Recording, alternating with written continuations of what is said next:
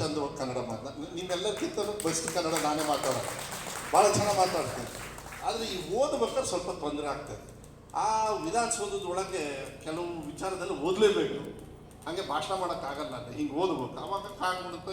ಇದನ್ನು ಹೆಚ್ಚು ಕಮ್ಮಿ ನಾನಲ್ಲ, ನನಗೆ ಯಾರು ನಿಮ್ಮಂಥ ಟೀಚರ್ಸ್ ಹೇಳ್ಕೊಟ್ಟಿರ್ತಾರೆ ಅವ್ರ ತಪ್ಪಿಂದ ನಾನು ತಪ್ಪದು. ನಾನು ಒಳ್ಳೆಯವನೇ, ನಾನು ಭಾಳ ಒಳ್ಳೆಯವನು. ನೀವು ಯಾರು ತಪ್ಪು ಮಾಡಲ್ಲ ಅನ್ನೋದು ನಂಗೆ ಗೊತ್ತಿದೆ.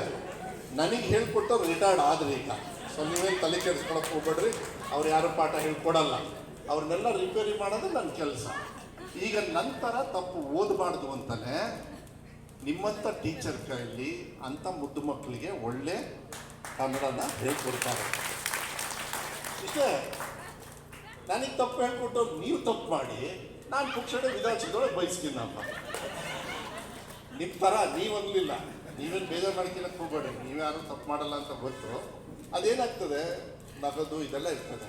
ಆದರೆ ನಮ್ಮ ಒರಿಜಿನಲ್ ನಮ್ಮ ದಿಕ್ಕು ಏನಿರಬೇಕು. ಒಂದು ಮಗುಗೆ ನಾನು ಹೇಳ್ತಾ ಇದ್ದೀನಿ, ಒಂದು ತಿಳ್ಕೊಳ್ಳಿ, ಇವತ್ತಿನ ರಾಜಕಾರಣದ ವ್ಯವಸ್ಥೆ ಜಾತಿ ಧರ್ಮ ಭೀಮಣ್ಣಂಗೆ ಬೇಡ ಅಂದ್ರೂ ಕೆಲವು ಜಾತಿ ಧರ್ಮದವ್ರು ಹಿಂದೆ ಬಂದು ಪುಕ್ಷಟೆ ಓಟ್ ಹಾಕ್ತಾರೆ. ಅವ್ರು ಒಳ್ಳೆ ಕೆಲಸ ಮಾಡಿದ್ರು ಪುಕ್ಷಟೆ ಅವ್ರ ವಿರುದ್ಧವಾಗಿ ಬೈತಿರ್ತಾರೆ. ಅದೇನು ಮಾಡೋಕ್ಕಾಗಲ್ಲ, ನಮ್ಮ ಸಿಸ್ಟಮ್ ಹಂಗೆ. ಅಂಥ ವ್ಯವಸ್ಥೆಯಲ್ಲಿ ಇವತ್ತು ನಮ್ಮ ದೇಶದಲ್ಲಿ ಏನು ನಡೀತಾ ಇದೆಯಲ್ಲ, ಅದನ್ನೆಲ್ಲದೂ ಬದಿಕರಿಸಿ ಸೈಡ್ಗೆ ಹಾಕಿ ಒಳ್ಳೆ ದಿಕ್ಕಿಗೆ ನಮ್ಮ ದೇಶ ಹೋಗ್ಬೇಕಂದ್ರೆ ಅದು ಶಿಕ್ಷಣದಿಂದ ಮಾತ್ರ ಅದು ಸಾಧ್ಯ ಆಗ್ತದೆ ಹೊರತು ಯಾರಲ್ಲ. ಆ ಶಿಕ್ಷಣ ಕೊಡೋರು ಯಾರು? ನಿಮ್ಮಂಥವ್ರು. ರಾಜ್ಯಕ್ಕೆ ಒಂದು ಪ್ರಾಂತ್ಯ ಇರ್ತದೆ, ಒಂದು ಬೌಂಡ್ರಿ ಇರ್ತದೆ, ಹೌದಾ? ಈಗ ಸೊರಬ ಕ್ಷೇತ್ರ, ಭೀಮಣ್ಣನ ಕ್ಷೇತ್ರ ಬಾರ್ಡರ್ ಐತೆ, ಹೌದಾ?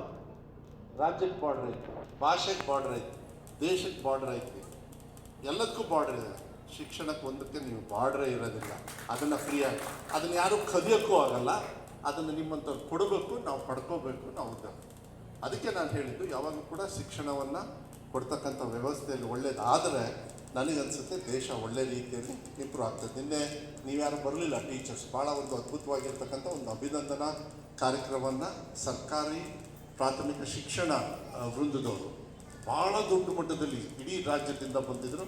ನಿಮಗಿಲ್ಲಿ ಜಾತ್ರೆ ಇರೋದ್ರಿಂದ ನಿಮಗೆ ಯಾರಿಗೂ ಬರೋಕ್ಕಾಗಲಿಲ್ಲ. ಮೋಸ್ಟ್ಲಿ ನೀವು ನಿಮ್ಮ ವಿಡಿಯೋ ಇದರಲ್ಲೆಲ್ಲ ನೋಡಿರ್ತೀರಿ. ಭಾಳ ಅದ್ಭುತವಾಗಿ ಒಂದು ಅಭಿನಂದನಾ ಒಂದು ಕಾರ್ಯಕ್ರಮವನ್ನು ಮಾನ್ಯ ಸಿದ್ದರಾಮಯ್ಯ ಸಾಹೇಬರಿಗೆ, ಮುಖ್ಯಮಂತ್ರಿಗಳಿಗೆ, ಡಿ ಕೆ ಶಿವಕುಮಾರ್ ಸಾಹೇಬರಿಗೆ, ಉಪಮುಖ್ಯಮಂತ್ರಿಗಳಿಗೆ ಮತ್ತು ನನಗೆ ಒಂದು ಅಭಿನಂದನಾ ಕಾರ್ಯಕ್ರಮದಲ್ಲಿ ಮಾಡಿದರು. ಅದು ಕೂಡ ಒಂದು 2-3 ಬೇಡಿಕೆಯನ್ನು ಕೂಡ ಇಟ್ಟಿದ್ರು. ನಿಮ್ಮದು ಒನ್ ಟೈಮ್ ಇನ್ಕ್ರಿಮೆಂಟು ಅದೆಲ್ಲ ಕೆಲವು ಇದ್ದಾವೆ, ಅದನ್ನೆಲ್ಲ ನಿನ್ನೆ ಸ್ಯಾಂಕ್ಷನ್ ಮಾಡಿಸಿದೆ. ಅದನ್ನೆಲ್ಲದೂ ಕೂಡ ಆಗುತ್ತೆ ಅಂತ ಹೇಳಿದ್ದಾರೆ.